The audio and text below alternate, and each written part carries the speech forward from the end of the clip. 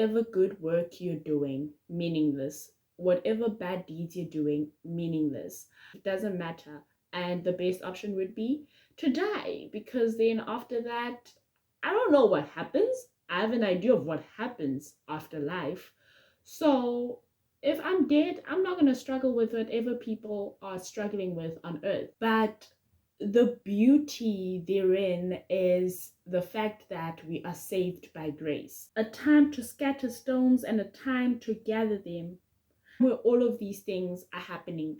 There's a time where you're progressing in some aspects of your life. There's a time where you're regressing in some aspects of your life. And all these things are happening at the same time. And I think that that is often what causes a lot of us not to be able to embrace certain things. Like you get an opportunity and you start thinking about, oh gosh, okay, cool. I got this really cool thing, but how am I going to make it to that really cool thing?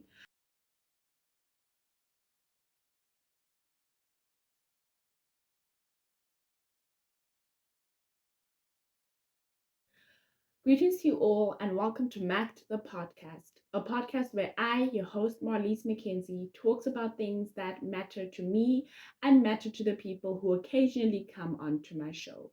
A podcast under the society and self-help category wherever you get your podcast. So, yay, let's get into it.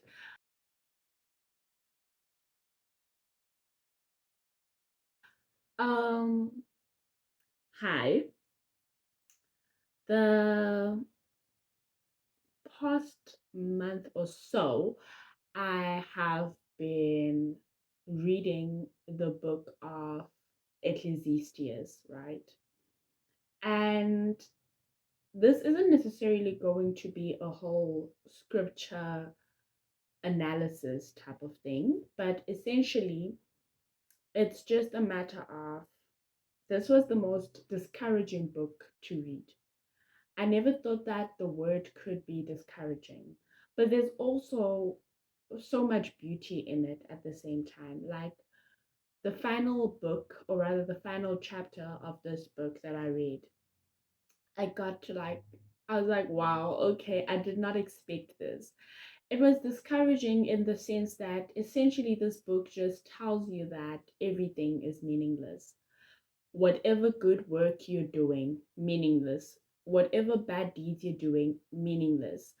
And now you can imagine with end of the year fatigue setting in and you being demotivated to do anything. When you remember that everything is meaningless, you're kind of like okay with that. You're like, okay, what are we doing anyway? So it's sort of like it feeds into depression, or it fuels depression. So I can imagine that, like, if I were suicidal and I read this book, chances are I wouldn't even think about it. I'd just be like, ah, it's useless anyway, it's meaningless. So whether I die or live doesn't matter. And the best option would be to die, because then after that, I don't know what happens. I have an idea of what happens after life.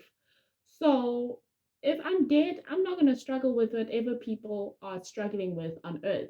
There's not going to be any financial stress. There's not going to be any academic stress. There's not going to be any stress that the average person goes through, right? So that was kind of like my main idea around this. But the beauty therein is the fact that we are saved by grace. This is what I meant when I said that as much as it has been a difficult book to read, a difficult chapter to try and understand, the beauty was found in the fact that regardless of whether you're doing good or bad, the fact that the righteous and the wicked are dealt with justly and accordingly just kind of like shows you that indeed we are saved by grace. It is not your good work that is going to get you in heaven. It is definitely not your bad work that is going to get you in heaven. But the fact that at some point we will get to account for our actions on earth is where you find the beauty of this book in. Because it also goes to speak about how wisdom is meaningless, how pleasures are meaningless. But then at the same time, it still tells you that go out and live your life.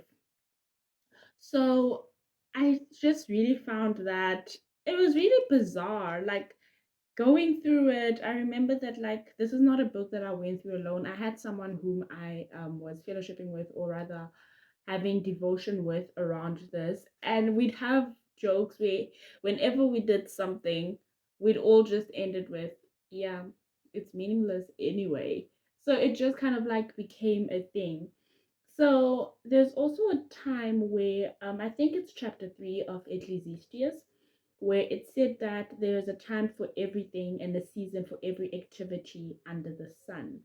I'm going to read just a couple of verses from this. It says that there's a time to be born and a time to die, a time to plant and a time to uproot, a time to kill and a time to heal, a time to tear down and a time to build, a time to weep and a time to laugh, a time to mourn and a time to dance, a time to scatter stones and a time to gather them, a time to embrace and a time to refrain from embracing,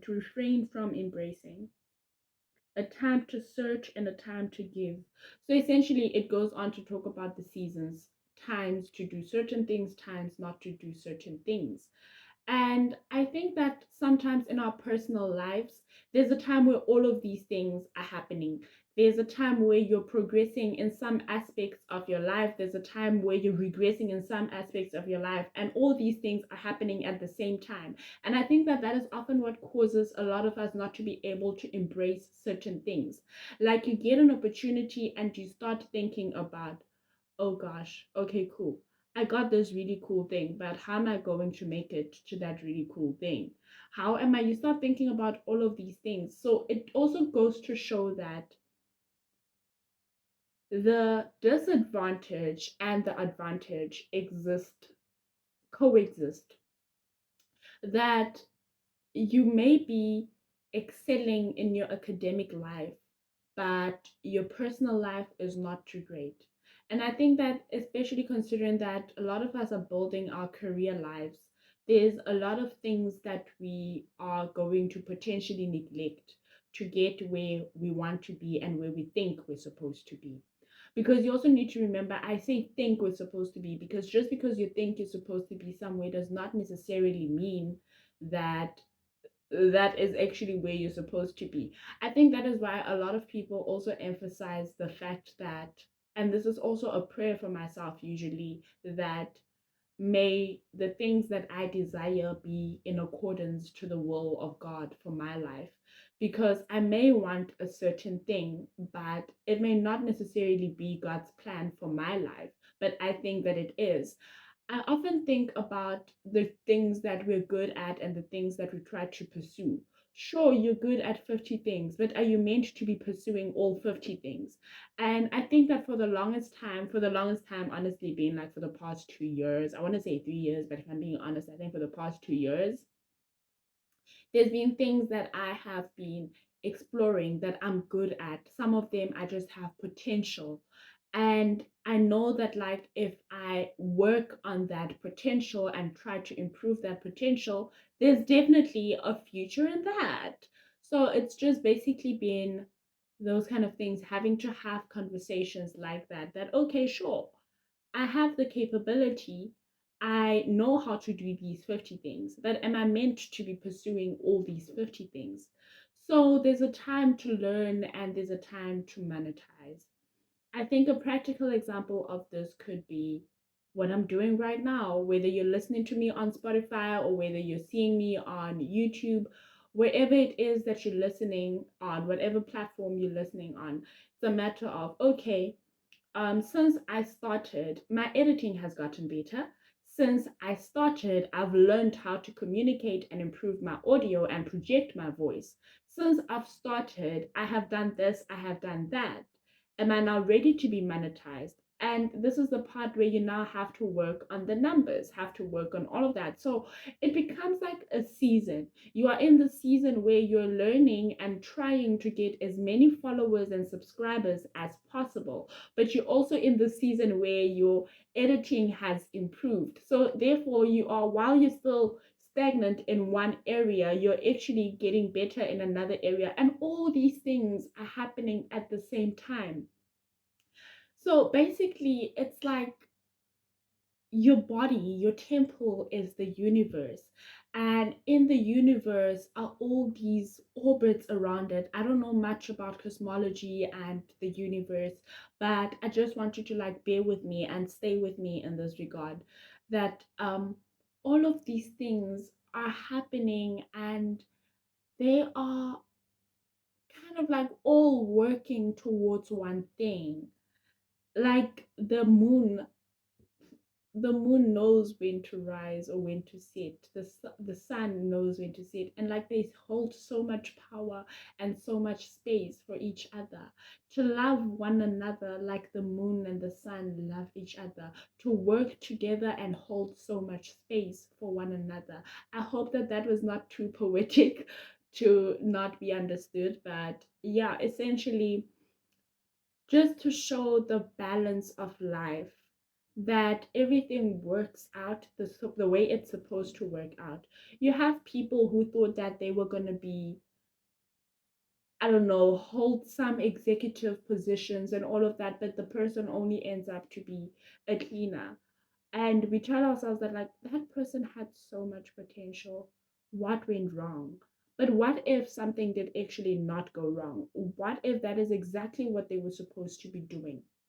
We look at people who don't necessarily have a lot of money, but they go to church and they are like, their spiritual life is very rich. Their materialistic life may not be filled with wealth and wisdom, but as far as their spiritual life is concerned, they are greatly favored. And because we have this human need for things to always be perfect in all areas of our lives, especially in materialistic areas of our lives. We hold on to that and think that perhaps God does not see those people the same way he sees those who are in affluent positions, those who are in greater positions, often materialistically.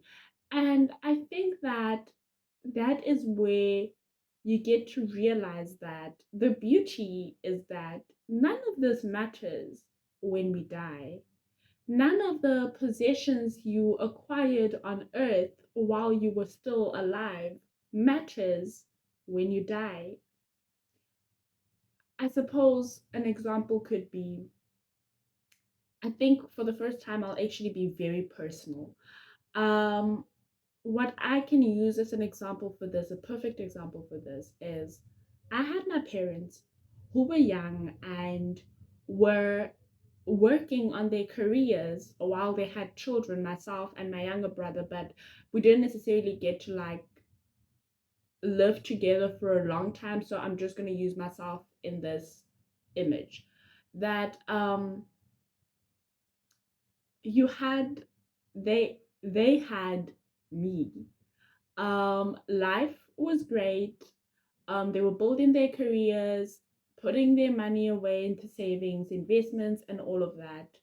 But when they died, their things died too. Because what that means, what I mean by saying their things died too, is that now too many people got involved in the picture. They had children, sure, two of us, that is. Um, and there were family members. But reality here is all the things that they worked so hard for, I did not necessarily get to see. Some of them I saw, some of them I reaped the benefits thereof, but reality is these things stopped yielding, they stopped growing. So now it just shows you that regardless of the situation you're born into, things could always not things could go the way you do not necessarily imagine them to go. And I hope that this is making sense. I hope that you are getting the picture. That sure, people work on these things, but they don't always mean anything. They don't always mean anything. But in the moment, it is what happens in the moment that you're supposed to treasure. And I think that if you put God at the center of your life and try to put him at the center of that, you will find meaning in all these things that the book of Ecclesiastes tells us are not meaningful in any way, because you realize that there is so much purpose in life. But I think that that is actually pretty wild. I think that this was, no, genuinely, this was a wild book to read.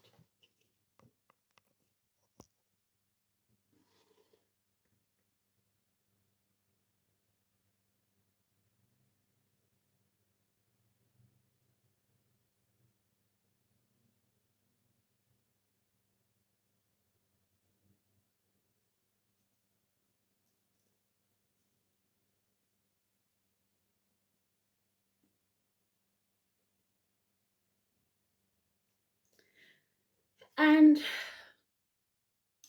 as far as progressing in life is meaningless, according to this book, I think that one thing we can take away from this, I think this is chapter 3, verse 14 or 13, sorry, of Ecclesiastes, that says that it is better to be a poor but wise youth than an old man but foolish king who no longer knows how to heed a warning.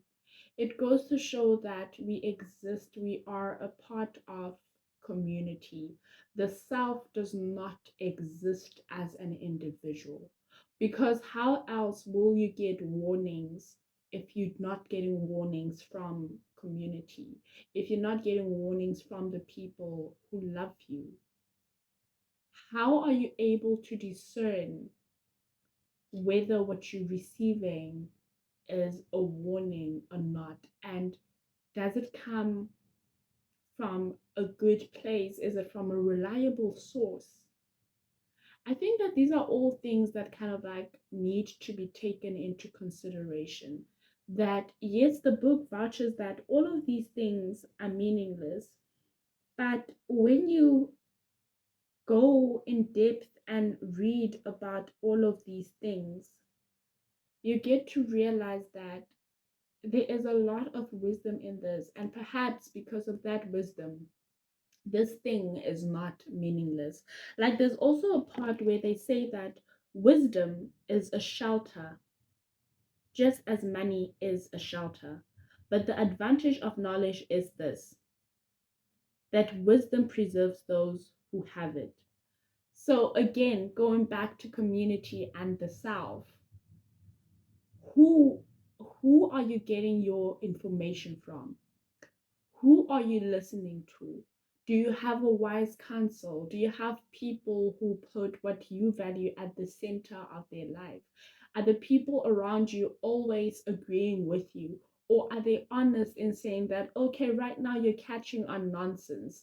That is not how that is supposed to be done. That is not how life works. Do you have people who call you out? I think that what they mean here when they say that everything is meaningless is that too much of a bad thing cannot be good for you. Just the same as too much of a bad thing cannot be good for you. I know that like this is the vaguest saying ever, but I think that there's a lot that we can take away from this. And as I'm saying this right now over this podcast, it's not something that I have necessarily completely figured out, but it is something that I am looking into and am kind of like reflecting upon as to, with all the things that I am doing in my life, what is serving me, what is not serving me, with the people whom I have in my life, How are they serving me? How are they not serving me? And how am I doing the same to them? And also, with a matter of people serving you and you serving them, it's a matter of what value are you adding onto these people's lives, and what value are they adding onto your life? If you're a person who honestly just wants to be a nice aroma to God, are they helping you reach a point of righteousness? Are they helping you live a pure life, a life filled with the richness of God? And if they're doing that, how are they doing that? If they're not doing that, what are the things that they are doing that is pulling you away from God? And also, how are you accountable for that? And this is something that one has to embark on personally and take that seriously. I think it's like getting saved. It's a relationship that you have with your God in the privacy of your heart, of your soul, of your spirit, because no one can see that. Sure, your words might suggest that, but they also might suggest the complete opposite. But what you know in your heart and what you try and advocate for and make sure that you embody. Being the salt of the earth is hard. It is hard. We say it on this podcast. You hear me often when I'm like, I'm sending you love and light, and remember, you are the salt of the earth. But it's very hard being the salt of the earth when you know that you're human and you're not perfect. It is very hard because we are constantly sinning. We make mistakes. Sometimes we sin against each other, but most importantly, we sin against God. But how do we come back? What is, I often hear something about Christians say the posture of your heart or something like that. I think I'm only really getting it. I think you see words. Another thing is words, or rather the English language will kind of like better you in a sense. But what is your standing with God? What is your understanding with God? What is the nature of your relationship with God? I think that that is the only way you will truly find meaning in life. And when I say you will find meaning in life, I'm not talking about a purpose thing. I'm not talking about my purpose on this world is to have as many kids as possible so that I can build God's nation. That might be part of your purpose. But what I mean right now is identity is so important. And when you finally figure out that identity, that's when you get to realize what is important and what is not important. And the conversation of identity is one that I would specifically like to have probably next year, but in future podcasts, because for the past 2 weeks in my life, it has been a recurring theme from political identity to religious identity to ethnic identity and to racial identity. It has just been a recurring theme, and that is something that I would like to like look on. But right now, most of the things that we're doing, they mean something.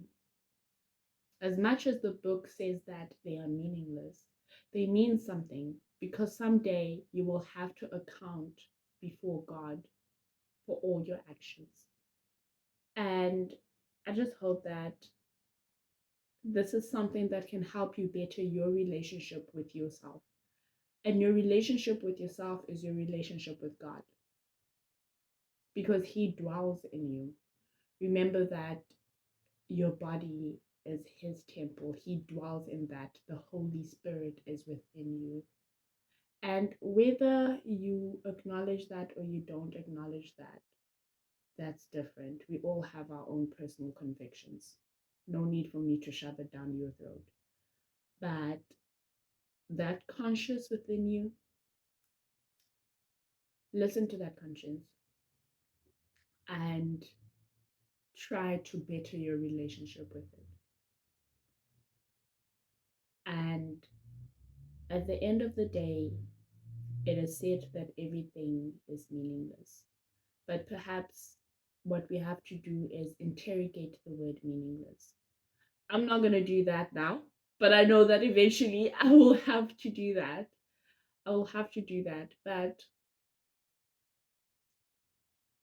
yeah, what I have learned when I finally finished the book, which will probably be in the next episode, is that it's not all meaningless. You will account for it. And the fact that you will account for it is proof enough that we are saved by grace and not by works. Bye.